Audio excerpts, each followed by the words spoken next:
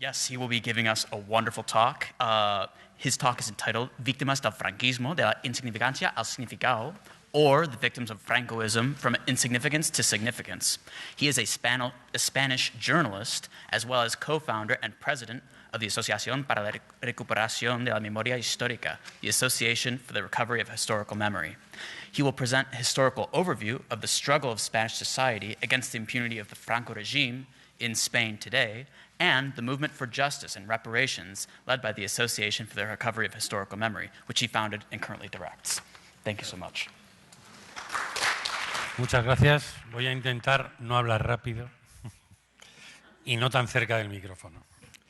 Bueno, yo soy nieto, yo voy a ser una especie de caso práctico de lo que acaba de contar Ana, ¿no? Yo soy nieto de un desaparecido, de una familia represaliada que en el año 2000, en marzo del año 2000, bueno, por una serie de casualidades, encontré la fosa donde estaba mi abuelo, fue exhumada por un grupo de arqueólogos, conseguimos identificarlo genéticamente, enterrarlo con mi abuela, que era un poco de lo que se trataba eso, y a partir de ahí, en ese encuentro entre una historia personal y una historia colectiva de gente que vino a pedir ayuda, surgió la asociación y un problema que era familiar o casi privado se convirtió en algo público, ¿no?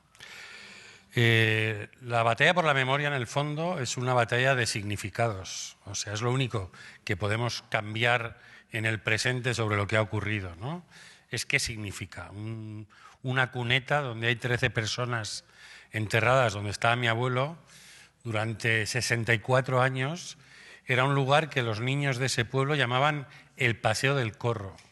Y lo llamaban así porque ellos sabían que había unos cadáveres ahí y les daban miedo y pasaban siempre corriendo, ¿no? Bueno, ese era el significado que tuvo ese lugar durante 64 años. Decía el sociólogo Jesús Ibáñez, un sociólogo español que bueno, ha sido muy importante en el terreno de la sociología cualitativa, que una revolución es una gran conversación, ¿no? Y eso es lo que se inició, lo que es el movimiento, digamos, por la memoria. En el año 39, cuando está acabando la guerra, Franco dicta una ley que se llama la Ley de Responsabilidades Políticas. Es la ley con la que va a legalizar miles de asesinatos, miles de apropiaciones de bienes, miles de destierros, miles de encarcelamientos. Uno de los delitos en esa ley es haberse significado, ¿no? Una gran palabra. Significado que en castellano quiere decir haberse mostrado públicamente con sus ideas, ¿no? Entonces, esa ley convierte en criminales a quienes se hayan significado a favor del gobierno del Frente Popular de la Segunda República, ¿no? ¿Qué tienen que hacer entonces millones de personas? Insignificarse, ¿no?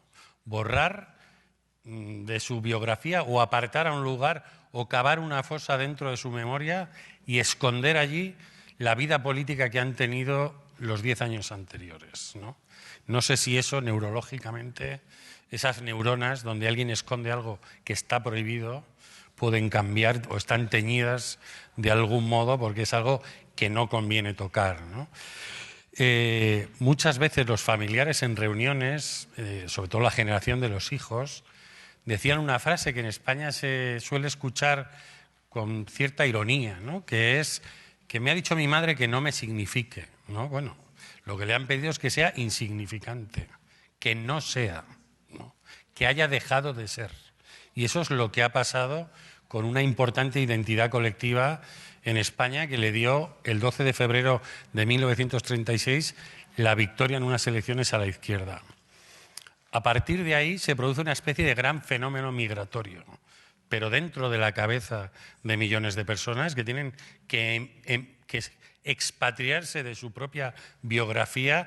Y yo conozco historias de viudas de rojos, que es como llamaban a los perdedores de la guerra, que se mudaron a otro sitio y se hicieron pasar por madres solteras, con el coste político y social que tenía eso en los años 40 en España. Es decir, gente que se inventó otras vidas para decir, yo no estuve allí, ¿no? Yo pertenezco a un caso de esos. Yo soy nieto de un desaparecido, un militante de izquierda republicana que quería una escuela pública y laica en su pueblo, y ese fue su gran delito, para que un día 5 pistoleros de Falange le metieran en un camión con otras 13 personas, se los llevaran a 33 kilómetros de su pueblo y allí los asesinaran a bocajarro, ¿no? Yo, como decía, tuve la suerte, o la triste suerte, de encontrar por una casualidad dónde estaban sus restos. Pero antes de eso, yo heredé el comportamiento de un perdedor, el comportamiento de un insignificante, ¿no?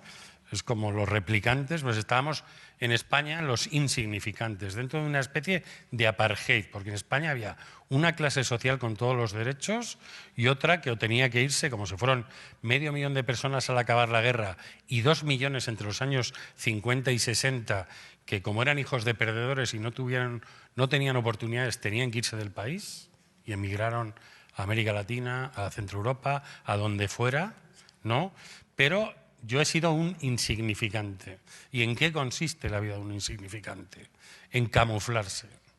Yo ahora aquí hablo libremente, pero yo hace 20 años no había hablado en público en mi vida, ni en mi clase, ni en ningún acto de nada. Siempre he participado en movimientos sociales, pero yo siempre me he mantenido en ese límite de que no se me vea, ¿no? Yo me camuflo, visto normal, soy una persona que no llama la atención y porque he heredado un complejo que nace del hecho de que mi padre, cuando yo pregunto por mi abuelo, mi padre me cuenta cosas de su vida, pero siempre me dice, pero esto no se cuenta fuera de casa. Entonces, yo soy insignificante fuera de casa y soy significante y tengo significado dentro de casa, ¿no? Y de ahí en mí nació una vergüenza. Yo sentía que mi familia tenía algo de lo que avergonzarse. Y entonces yo era vergonzoso, vamos a decirlo así. Yo formaba parte de todo ese proceso de estigmatización del régimen hacia quienes perdieron la guerra, ¿no? Y eso se convirtió en una especie de bucle, ¿no? En montones de familias que fuera de casa pues tenían que disimular.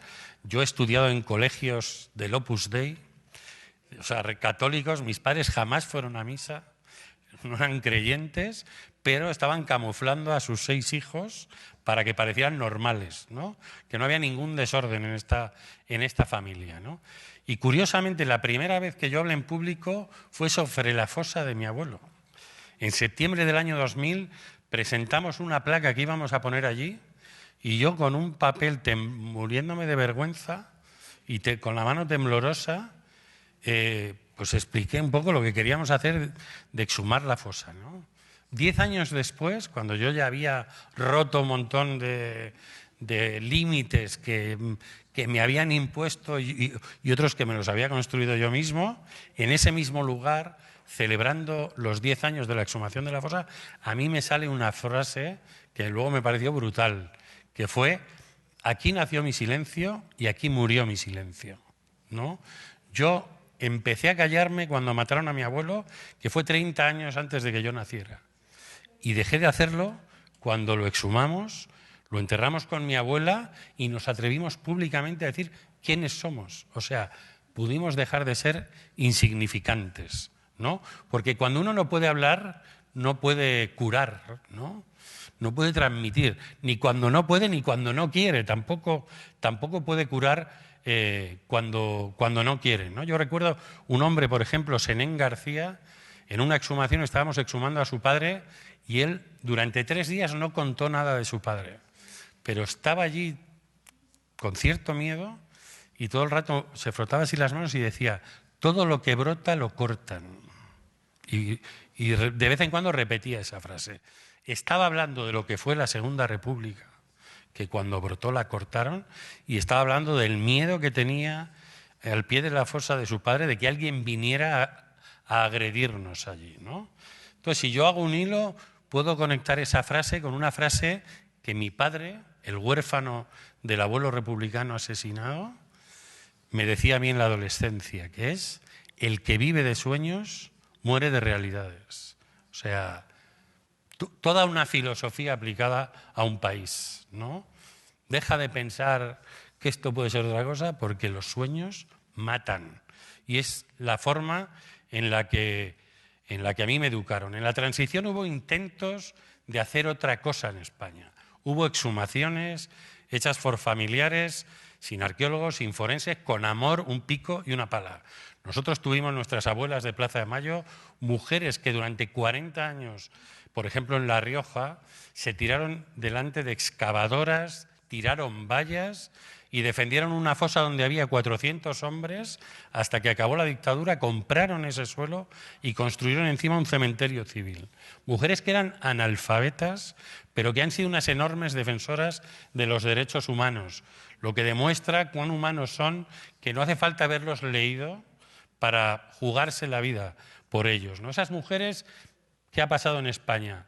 Pues que no han tenido nunca apoyo político de ninguna clase. ¿Y qué son en la historia de la sociedad española? Insignificantes.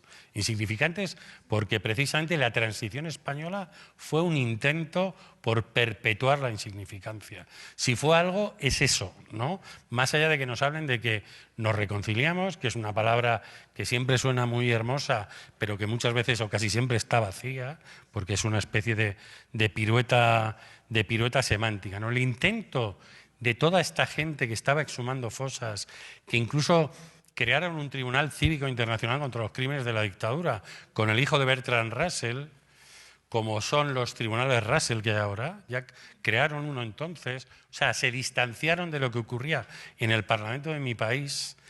Esa gente se detuvo el 23 de febrero de 1981. Tuvimos un golpe de Estado, un teniente de la Guardia Civil apareció en la televisión con una pistola en la mano y gritó: quieto todo el mundo. Mi abuela, que vivía entonces, y miles de personas como mi abuela, entendieron perfectamente que una parte de ese mensaje iba dirigida a ellas. ¿Cómo es posible que una policía que lleva 40 años ejerciendo la censura no hubiera impedido que salieran imágenes del Parlamento? Porque ha sido siempre una discusión. Pues porque el objetivo del golpe era ser visto. Ser visto como la bombilla del perro de Pavlov, ser visto todos los años, cada 23 de febrero. Otra vez Tejero en la televisión y otra vez mi abuela diciendo a sus nietos y a sus hijos: no te signifiques, reproduciendo esa estructura de la ley de responsabilidades políticas. Una transición que traicionó directamente a las víctimas, las abandonó a su suerte y que representa muy bien una película española que se llama Mambrú se fue a la guerra. Es una película del año 1986 de Fernando Fernán Gómez que cuenta la historia de un topo. Topo se les llama en España a los perdedores de la guerra que en algunos casos se tuvieron que esconder en un agujero en sus casas durante 30 años, ¿no? Ahora mismo se acaba de presentar una película sobre eso en el Festival de San Sebastián que ha tenido muy buenas críticas. Bueno, este topo es el alcalde de un pueblo, está toda la vida escondido en un agujero. Cuando llega la democracia después de la muerte de Franco, sale del agujero al salón de su casa y por una cortina le dejan mirar lo que pasa en la plaza del pueblo. La familia se está preparando, la familia durante 40 años le ha dicho al pueblo que este hombre había muerto en la guerra, y la familia se está preparando para contarles que está vivo, ¿no? Pero cuando están haciendo esto, la hija del topo oye una conversación que dice que a las viudas de la guerra les van a dar una pensión. Y entonces la siguiente escena es esa mujer que está firmando 400 letras de comprar algo a plazos y está comprándose una televisión, una lavadora, un frigorífico, etcétera, etcétera. ¿Y qué hace? La tapa que tiene, engaña a su padre para que se meta en el agujero y le vuelve a clavar la tapa, ¿no? Eso es lo que hizo la sociedad española en los años 80, entrando como una avalancha en la sociedad de consumo con el precio del olvido, de la insignificancia y de la traición a los derechos de toda esta gente que lo que había hecho era construir en mi país el primer periodo democrático que ha habido en su historia, ¿no? La película para mí explica maravillosamente lo que fue la transición, que es: vosotros os calláis, nosotros a vuestros hijos no les vamos a contar lo que pasó porque no sirve de nada, y a cambio esos coches que en los años 70 nos poníamos en las ventanillas a mirar a dónde llegaba el cuentakilómetros van a ser posibles para toda la sociedad, ¿no? Y entonces enterramos otra vez a esos topos a cambio de convertirnos en una sociedad opulenta. Esa conversación de la que yo hablaba, ¿no?, que un gran cambio social es una conversación, es lo que pasa con la memoria. Hablan los arqueólogos, hablan los forenses, empiezan a hablar las víctimas, hablan los muertos, que a través de un estudio forense cuentan qué les hicieron, ¿no? Hablan los artistas, hablan los políticos, aunque la mayoría de las veces en vez de hablar gritan. Y bueno, se van sumando elementos a esa conversación, ¿no? Y en medio de eso, nosotros que somos activistas, que hemos hecho 170 exhumaciones de fosas comunes, que no tenemos ninguna ayuda del Estado, que vivimos gracias a las aportaciones de nuestros socios y de un sindicato de electricistas de Noruega que nos ayuda a financiar exhumaciones, pues vamos buscando en esa pelea por el significado, ¿no?, por restaurar el significado, pues vamos moviéndonos por aquí y por allá, ¿no? Ya digo que más o menos como podemos. Pero algo muy importante dentro de eso es contar las cosas, ¿no? Hablaba antes Ana de eso. Y en eso hay un verbo en castellano que explica perfectamente el problema entre el pasado y el presente, que es el verbo expresar, que quiere decir dejar de estar presos. Uno de nuestros principales problemas como sociedad es que no hemos expresado ni una mínima parte del dolor que nos causó la dictadura.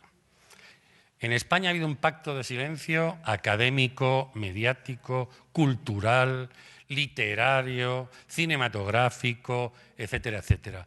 Primero, por no contar, y segundo, porque cuando se cuente, vamos a contarlo, pues Franco en muchas películas aparece en una comedia casi, ¿no? Jugando al mus, echando risas con algún generalote fascista y quitándole peso al drama que vivió la gente que sufrió el franquismo, ¿no? Y dentro de eso ha habido historias muy fuertes, porque quiero decir, nosotros al final vamos arrastrando ese pasado. Yo estoy aquí por algo que ocurrió hace 82 años. Y si la transición española lo hubiera resuelto, yo no estaría aquí ahora mismo. O sea, soy una consecuencia de todo lo que no se hizo en los años en los que había mucha gente viva y hubiera sido, evidentemente, mucho mejor haberlo hecho. Hace 2 semanas murió una mujer, Ascensión Mendieta. Tenía 93 años, ahora a final de noviembre hubiera cumplido 94. Esta mujer cumplió los 88 años, subida a un avión que la llevaba de Madrid a Buenos Aires a pedir justicia en Argentina, porque nosotros, al ver que se nos cerraban todas las puertas en los juzgados españoles, pusimos una querella el 14 de abril de 2010 con el caso de Darío Rivas, un hombre a cuyo padre habíamos exhumado en el año 2005 en Galicia, pues a ver si se abrían las puertas de la justicia por alguna parte, ¿no? Ascensión, qué vergüenza ser dirigente de un país que obliga a una mujer de 88 años a volar miles de kilómetros para enterrar dignamente a su padre. Qué vergüenza me da a mí, ¿no?, pertenecer a ese país.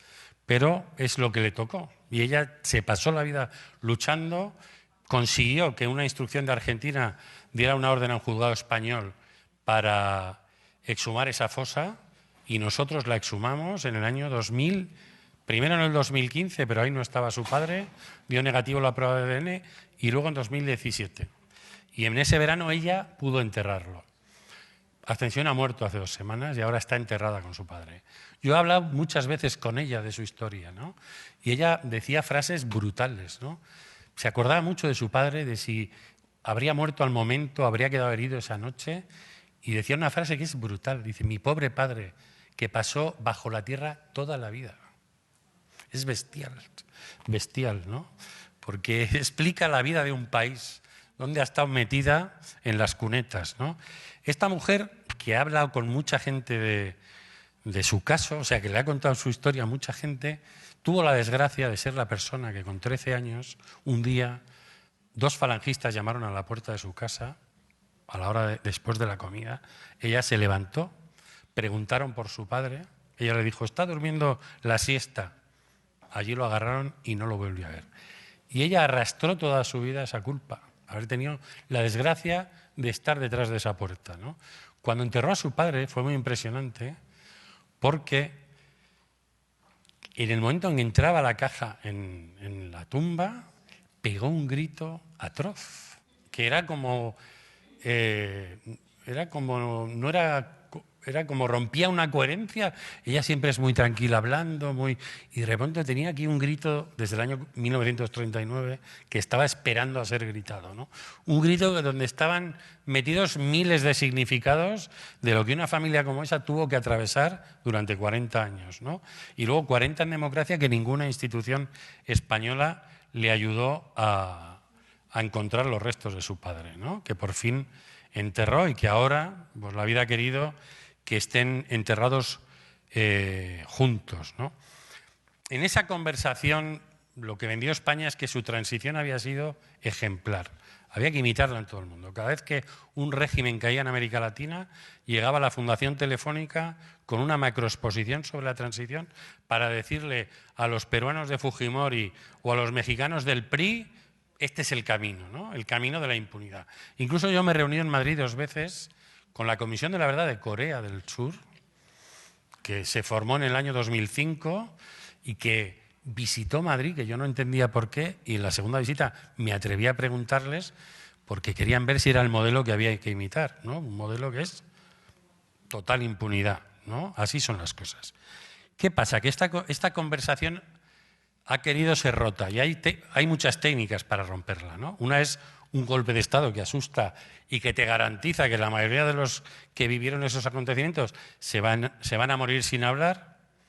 Puede significar, no os preocupéis, que a estos millones de jóvenes no les vamos a enseñar nada de ese pasado y salvo que una casualidad haga que se tropiecen un día con una película, con un libro o con alguien que les cuenta algo, van a vivir en un mundo paralelo o con esta estrategia. Este es un audio de la transición española, del año 1978, en un país con 114.000 desaparecidos, en un momento en que los familiares estaban abriendo fosas con sus manos, ¿no? Y esto pasó en mi Parlamento. Comienza la sesión. Por favor, ocupen sus escaños. Por la venia, señor presidente, la moción presentada por los grupos parlamentarios dice así: el Congreso de los Diputados, ante la situación planteada por los familiares de las personas desaparecidas y por razones humanitarias, acuerda solicitar al Gobierno para que directamente se sigan realizando las gestiones oportunas para averiguar la situación de los desaparecidos. Igualmente se solicita que el Gobierno se dirija a las Naciones Unidas para que a través de sus órganos competentes se inste el cumplimiento de la resolución en esta materia. Gracias. Para explicación de voto tiene la palabra el representante de Alianza Popular.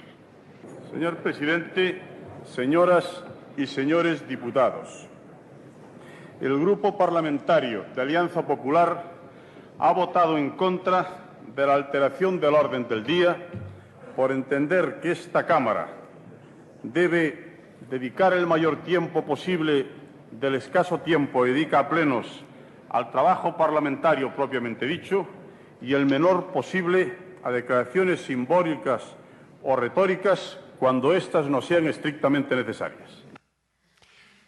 Bueno, esta voz que ha sonado es un ministro franquista de la dictadura y este debate sobre esos desaparecidos no es sobre desaparecidos en España, es sobre desaparecidos españoles en América Latina. Esa es la otra forma de esquivar esa conversación.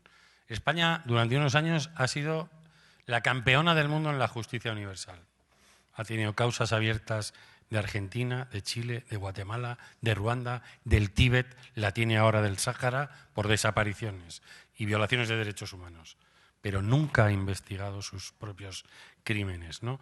Y esa es otra gran estrategia del poder, ¿no? Cuando acaba la dictadura, bueno, yo sigo hablando. Cuando acaba la dictadura, en el año 1978, nosotros vamos a buscar, vamos a elegir nuestra Constitución y los reyes de España viajan a México DF, donde vive la viuda de uno de los políticos más importantes de la Segunda República, Manuel Azaña. Ella se llamaba Dolores Rivas Serif. Entonces, aquí podemos ver A la izquierda está la foto de los Reyes con Dolores Rivas Serif, en medio está la foto de Calvo Sotelo con Dolores Rivas Serif, que Calvo Sotelo solo fue presidente 20 meses. A la derecha está la foto de Felipe González con Dolores Rivas Serif.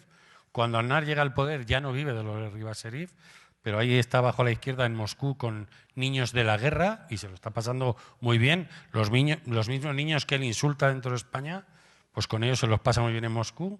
Ahí vemos al actual rey en Moscú con los niños de la guerra, a Felipe González con niños de la guerra en Moscú y al presidente Zapatero con niños de la guerra en Moscú.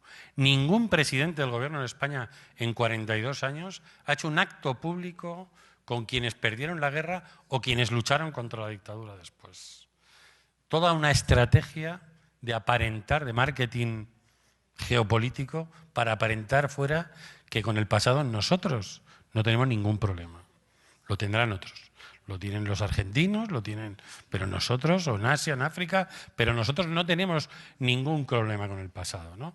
Y eso ha sido lo que ha hecho el Estado durante 40 años. Ahora mismo, en el presente gobierno, que en 15 meses no se ha gastado ni ha ayudado a exhumar a una sola persona, ha renovado los votos de esta estrategia y ha hecho en los últimos meses actos en 32 países. Mientras a nosotros nos decían que no había recursos económicos para ir a buscar a los desaparecidos porque han tenido que utilizar los presupuestos del anterior presidente del Partido Popular, pues resulta que para el exilio han rascado en los mismos presupuestos donde no había para las exhumaciones y para eso sí había. Entonces, es toda una estrategia donde España ha vendido que tuvo una transición maravillosa, el uso político que ha hecho del cine de Almodóvar para explicar que nosotros un día éramos un país en blanco y negro y 24 horas después éramos un país de colores, donde la gente se teñía el pelo de colores y donde una de las fotógrafas más importantes de esos tiempos en España se hizo famosa porque pintaba de colores fotografías en blanco y negro, pero toda una metáfora de esa estrategia política de vamos a aparentar que de pronto nos hemos convertido en otra cosa, ¿no? Ahora mismo tenemos un gran debate sobre qué hacer con el cuerpo de Franco, ¿no? Lo pagamos con fondos públicos. Nosotros llevamos años diciendo que no queremos pagar con nuestros impuestos la tumba de un dictador y a pesar de lo que va a ocurrir en los próximos días, el cuerpo de Franco va a ir de un edificio de propiedad pública a otro edificio de propiedad pública. Es como el gatopardismo, o sea, va a estar en un edificio diferente, pero el mantenimiento va a ser de la ciudadanía, incluidos sus víctimas. ¿Quién entendería en España que la tumba de un terrorista la pagaran las víctimas de ese terrorista, ¿no? Por poner un ejemplo. Eso causaría una hecatombe política, ¿no? Pero nosotros todavía con este problema, bueno, hoy podemos contar, hoy han ocurrido en España. Han parado la proyección en un cine de Valencia de la película de Alejandro Amenábar, Hasta el fin de la guerra, sobre Unamuno, la toma de poder dentro de los generales franquistas de Franco, hace un rato. La presidenta de la Comunidad de Madrid ha dicho que si empezamos sacando a Franco del Valle de los Caídos, igual la gente empieza a quemar iglesias como en los años 30. Ha salido un alto mando del ejército español declarándose públicamente franquista y en contra de la exhumación de Franco. O sea, vivimos todavía en un mundo donde los vencedores de la guerra, los que impusieron el significado, se niegan a que acabe la insignificancia, ¿no? Y parte de nuestro trabajo, nosotros ayudamos a buscar gente, hemos ayudado a familias que ni sabían que tenían un abuelo que acabó muerto en un campo nazi, porque ningún gobierno se ha dedicado a darle la oportunidad a la gente de saberlo. Y hay gente que supo que su abuelo pasó hacia Francia andando y acabó muerto en Mauthausen, ¿no? Y nadie les ha ayudado a saber nada. Nosotros recibimos cientos de correos electrónicos todos los días. Yo he recibido hoy varios de gente, de un bisnieto que busca a su abuelo. Bueno, hacemos el trabajo que debería hacer el Estado, pero por eso estamos aquí, por eso somos activistas en ese sentido, ¿no? Pero esa batalla está crujiendo por debajo del suelo de España, ¿no? Porque España es un país configurado sobre esa insignificancia, sobre cosas que no han vuelto, sobre los miembros muertos en los que se convirtieron nuestras universidades, nuestras escuelas y un montón de cosas que perdimos a partir del año 1936 y que no hemos recuperado en 40 años de democracia, y creo que es difícil que lo vayamos a recuperar. Lo explica muy bien, ya acabo. Lo explica muy bien, voy a contar dos cosas de una película, de La lengua de las mariposas, una película de José Luis Cuerda basada en un relato de Manolo Rivas, ¿no? Tiene dos escenas que son maravillosas. Una explica perfectamente la vida de Ascensión Mendieta, esta mujer que hasta los 93 años no paró de buscar a su padre, ¿no? Entonces él, esta película es la historia de un maestro republicano, y ellos fueron los grandes transformadores de la sociedad española en los años 30. En la sociedad española en los años 30, con una estructura social casi medieval, ocurrían en el mundo rural cosas maravillosas, como que los hijos eran los que les leían cuentos a sus padres por la noche, porque eran los que sabían leer en su casa, porque en ese momento estaba explotando la política educativa de los gobiernos de la República. Y esta película está basada en la historia de un maestro. Cuando este maestro se jubila, pues hace un discurso, ¿no? Y cuenta una historia y habla de un ánade salvaje. Dice, el ánade salvaje, por sus nupcias, cuando se empareja, vuelve al sitio donde nació para reproducirse. Y él cuenta, si le cortan las alas, se echará a un río y nadará con las patas. Y si le cortan las patas, nadará con el pico, porque ese viaje es su razón de ser. Y el viaje hacia la dignidad de esta gente como Ascensión Mendieta, que sin ayuda o con obstáculos de todo un Estado, remontó ese río hasta el cuerpo de su padre, para mí es el gran ejemplo de lo que es la dignidad humana, ¿no?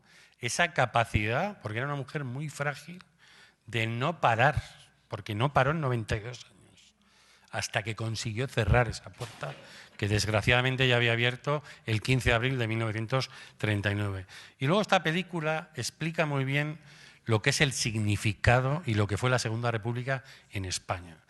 Se llama La lengua de las mariposas porque en España había una organización que fue la que modernizó, o una de las organizaciones que modernizaron la enseñanza, que se llamaba la Institución Libre de Enseñanza. Una de las cosas que hacía esta institución era sacar a los alumnos de las zonas urbanas a la naturaleza, que supieran los nombres de las plantas, de los bichos. Y entonces hay una escena donde este maestro republicano está paseando con sus alumnos por el campo. Y de repente uno ve como una mariposa se posa en una flor. Y entonces le pregunta al maestro que cómo come la mariposa, ¿no? Y entonces el maestro le pone un ejemplo de la vida del niño, ¿no? Para que lo entienda. Le está explicando lo que es la espiritrompa, ¿no? Y le dice, mira, tú cuando estás en casa y quieres comer azúcar a escondidas, vas a la cocina, ves que no hay nadie cerca, arrimas una silla a un armario, te subes a la silla, abres el armario, llegas al bote del azúcar, lo bajas, le quitas la tapa, te chupas el dedo y cuando pones el dedo encima del azúcar, tu paladar ya está sintiendo el dulzor que le va a venir a la boca, ¿no? Pues la Segunda República fue la primera oportunidad en la historia de España para millones de personas de poner un dedo encima del azúcar. Y eso es todo lo que nos robaron. Gracias.